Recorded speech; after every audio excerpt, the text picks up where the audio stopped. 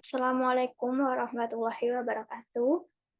Perkenalkan, nama saya Ilma Ayu Sukmaningtyas, NIM 22221111101130, mahasiswa program studi profesi apoteker, Fakultas Farmasi Universitas Jember, akan mempresentasikan hasil kuliah tamu farmasi industri.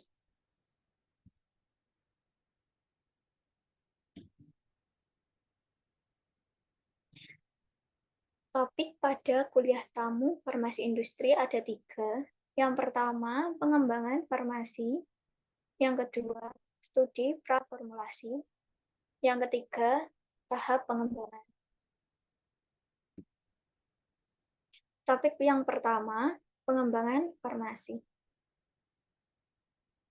Pengembangan farmasi terdapat obat baru dan obat generik.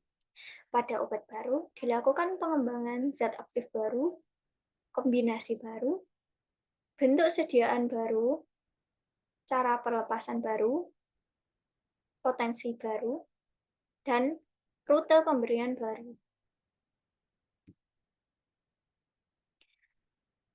Selanjutnya yaitu skema proses obat pengembangan baru berdasarkan Perka BPOM nomor 16 tahun 2015 tentang tata laksana dan penilaian obat pengembangan baru.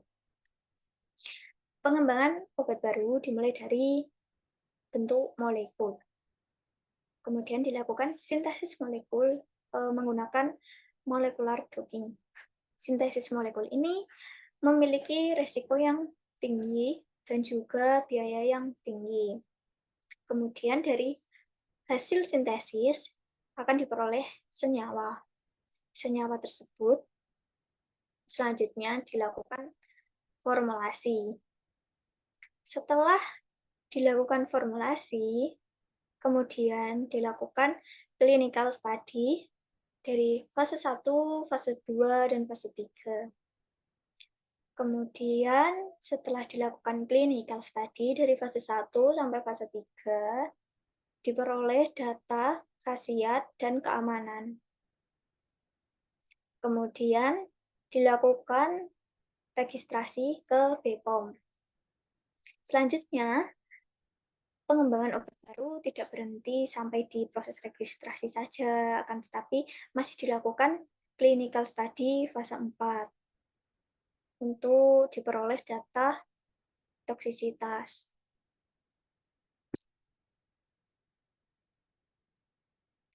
Selanjutnya, drug development. Ada 3. Yang pertama, new drug development. Yang kedua, improve drug development. Yang ketiga, generic drug development. Untuk new drug development, memiliki risiko yang tinggi, kemudian waktu pengembalian dana lama. New drug development ini lebih disukai oleh perusahaan farmasi industri asing atau multinasional dan kurang disukai oleh perusahaan industri farmasi di Indonesia. Selanjutnya, improve drug development. Obat yang ada diganti bentuk sediaan dengan bentuk sediaan yang baru. Kemudian, memiliki risiko yang rendah karena tidak perlu banyak trial. Kemudian, untuk modalnya relatif lebih cepat kembali. Untuk selanjutnya, generic drug development merupakan obat yang paling disukai oleh masyarakat. Alur proyek pengembangan di industri farmasi terdiri dari marketing, business development, kemudian R&D. R&D ini dibagi menjadi 3, bagian pengembangan formulasi berkaitan dengan bagian produksi, kemudian R&D bagian pengembangan metode analisis berkaitan dengan bagian QC, dan selanjutnya R&D bagian registrasi.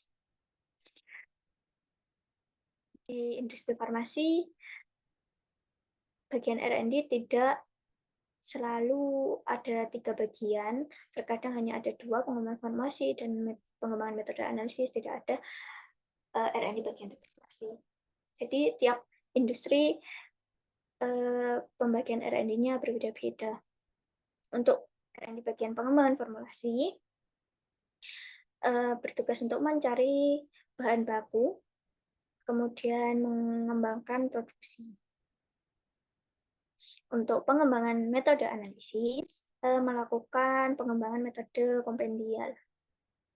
Untuk R&D bagian registrasi, mengumpulkan dokumentasi, formulasi, maupun dokumentasi metode analisis yang kemudian diserahkan ke pihak BPOM untuk proses registrasi.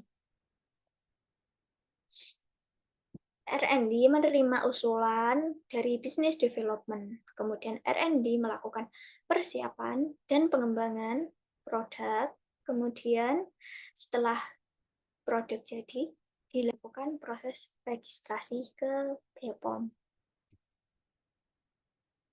Usulan dari business development itu bisa dari survei pasar dan forecasting.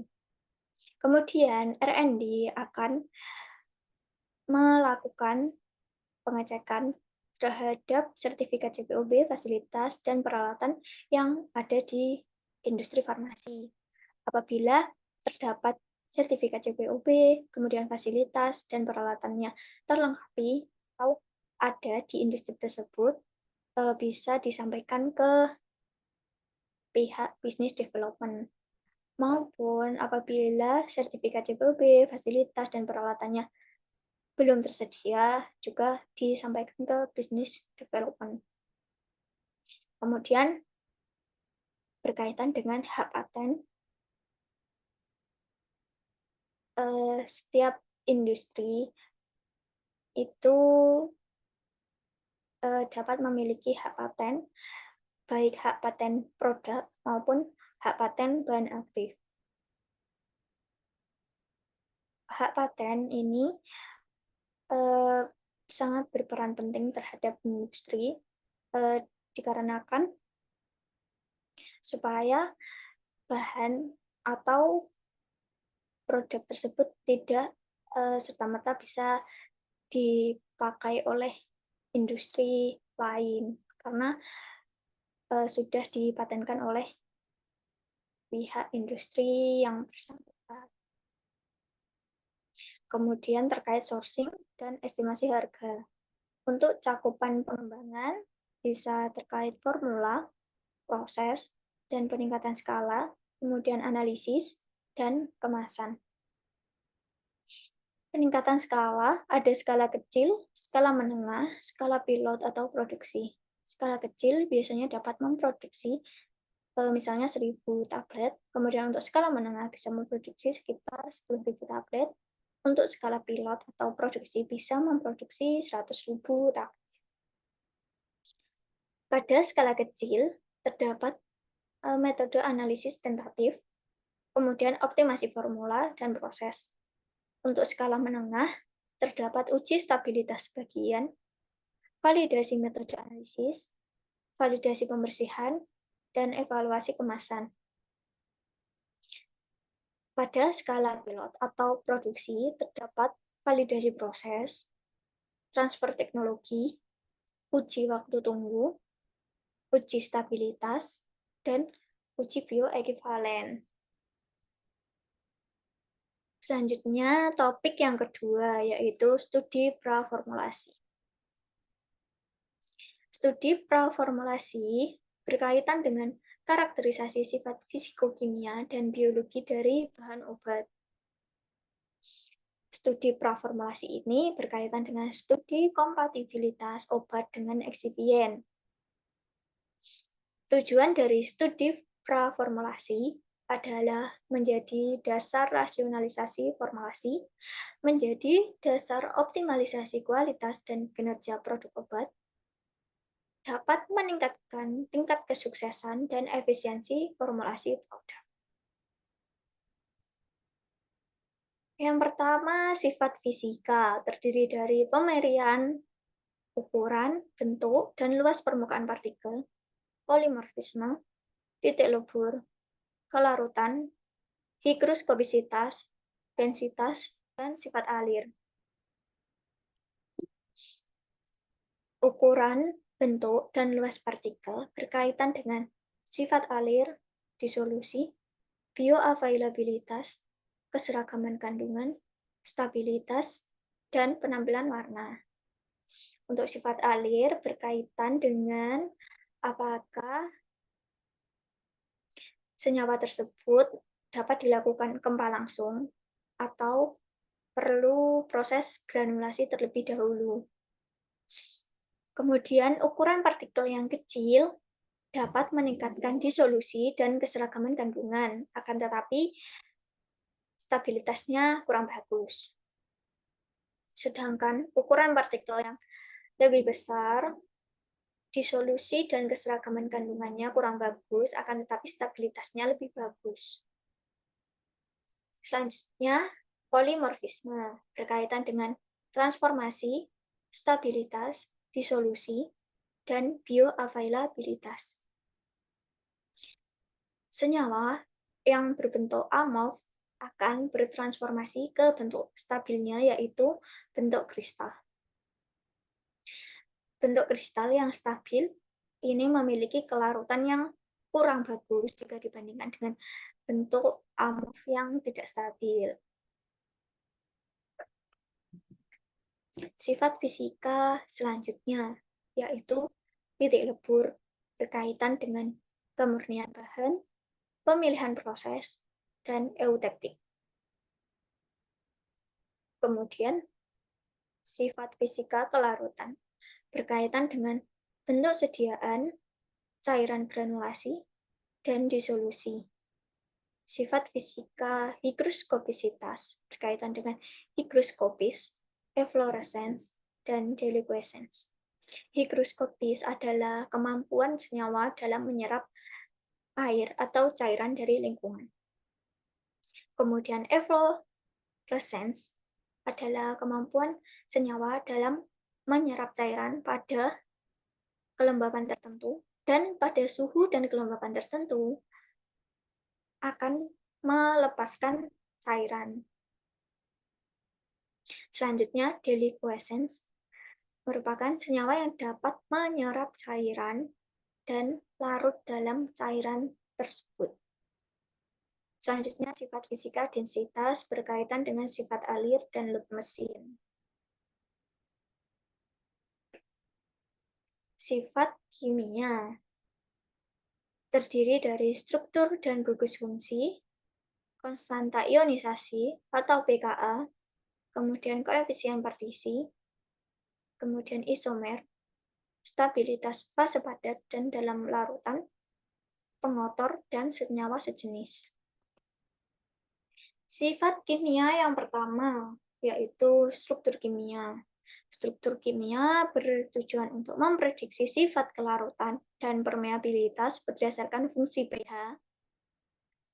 Kemudian dapat memprediksi kerentanan stabilitas, dan struktur kimia dapat digunakan untuk menentukan apakah senyawa tersebut ini bersifat asam atau basa. Sifat kimia selanjutnya yaitu konstanta ionisasi atau pKa. Konstanta ionisasi atau pKa merupakan kemampuan senyawa melepas proton dalam suatu pelarut dalam kondisi setimbang.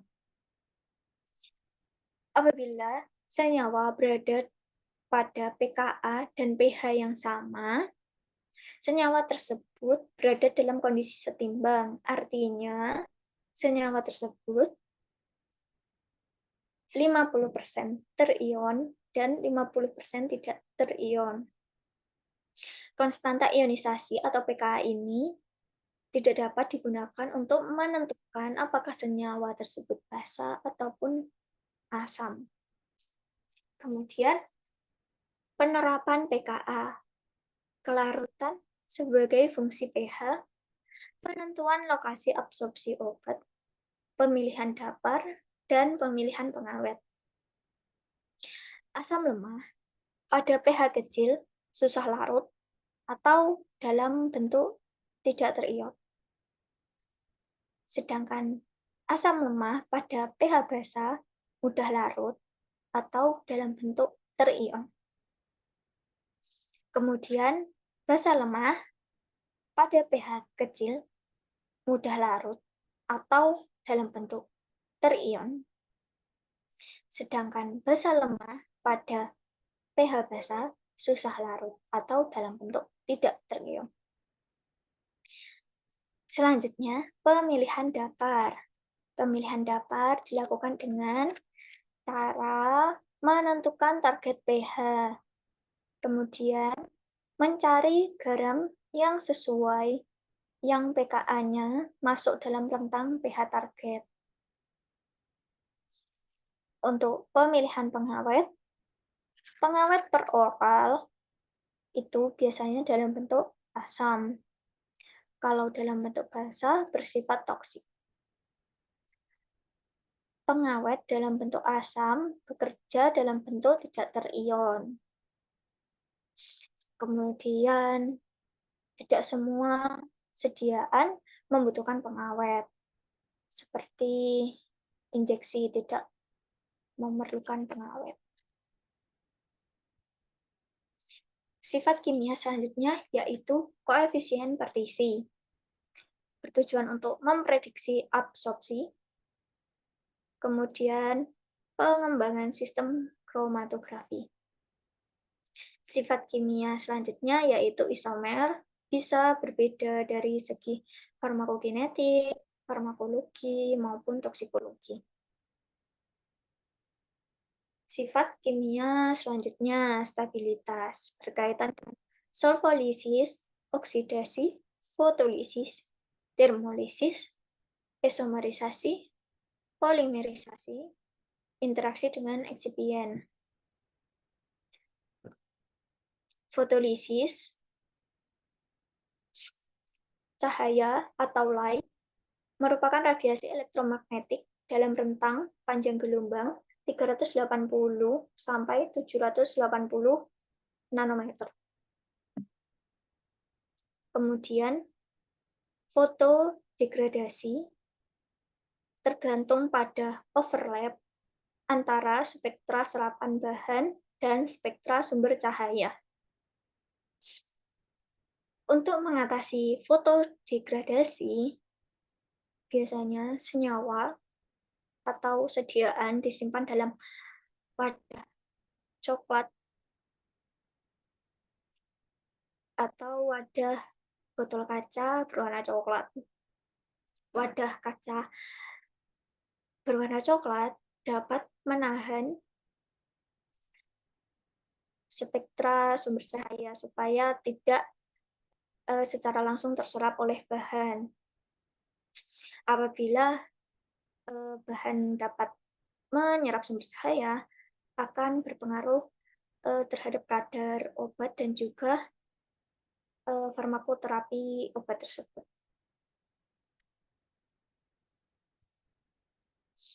Sifat kimia selanjutnya yaitu interaksi eksipien. Salah satu senyawa yang memiliki gugus amin primer jika menggunakan eksipien laktos bisa menghasilkan reaksi Maillard, ditandai dengan perubahan warna menjadi coklat. Sifat kimia senyawa sejenis dan pengotor. Pengotor organik berkaitan dengan proses maupun obat. Kemudian pengotor anorganik dan residual solvent. Sifat biologi berkaitan dengan klasifikasi biofarmaseutika, BCS, dan keamanan terhadap operator. Sifat biologi BCS. BCS merupakan pengelompokan obat berdasarkan kelarutan dalam air dan permeabilitas di usus. BCS ada 4 kelas. Kelas 1 yaitu high solubility, high permeability, contohnya metoprolol dan diltiazem. BCS kelas 1 memiliki kelarutan dan permeabilitas yang bagus. BCS kelas 2, low solubility, high permeability, contohnya fenitoin dan azol. BCS kelas 2 ini memiliki kelarutan yang buruk dengan permeabilitas yang bagus. BCS kelas 3, high solubility, low permeability, contohnya simetidin, neomycin. BCS kelas 3, kelarutannya bagus, permeabilitasnya buruk. BCS kelas 4, low solubility, low permeability, contohnya taksol. BCS kelas 4, kelarutan dan permeabilitasnya buruk. Kemudian kelarutan tinggi berdasarkan BCS. Suatu obat dengan dosis tertinggi, kemudian medianya air, pH 1,2 sampai 6,8 pada suhu 37 derajat Celcius, volume kurang dari sama dengan 250 ml. Untuk keamanan berkaitan dengan senyawa obat poten, reagen kimia, dan limbah. Keamanan ini kita harus memperhatikan label pada senyawa, reagen kimia maupun limbah, misalnya radioaktif, kemudian korosif, bahan beracun, mudah terbakar, dan lain-lain. Selain itu, kita juga harus memperhatikan MSDS atau Material Safety Data Sheet dari bahan-bahan kimia. Untuk topik yang ketiga yaitu tahap pengembangan.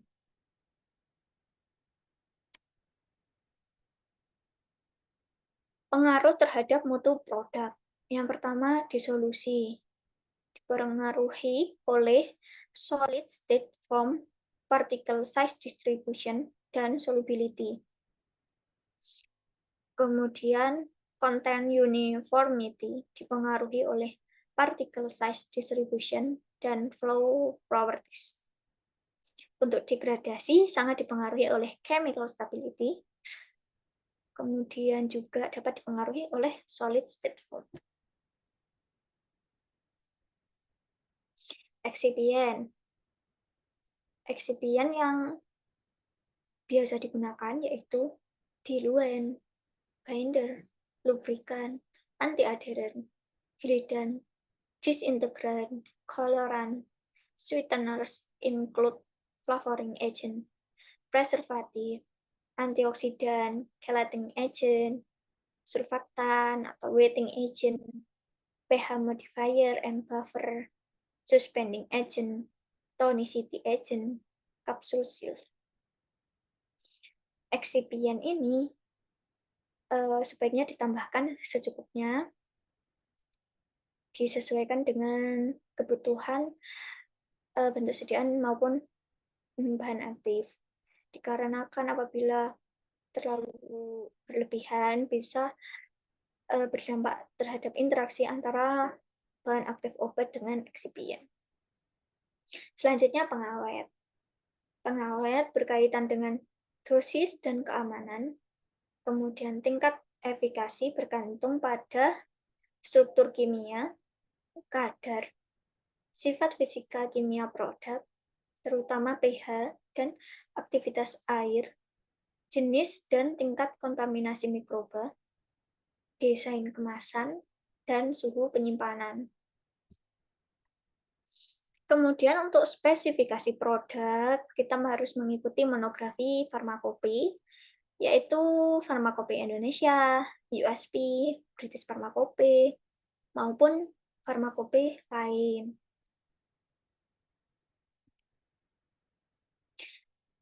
Selanjutnya, karakterisasi produk komparator berkaitan dengan bentuk, sifat fisiko-kimia dan biologi, BRIC score, komponen bahan tambahan secara kualitatif dan kuantitatif jika ada, kemudian target populasi pasien.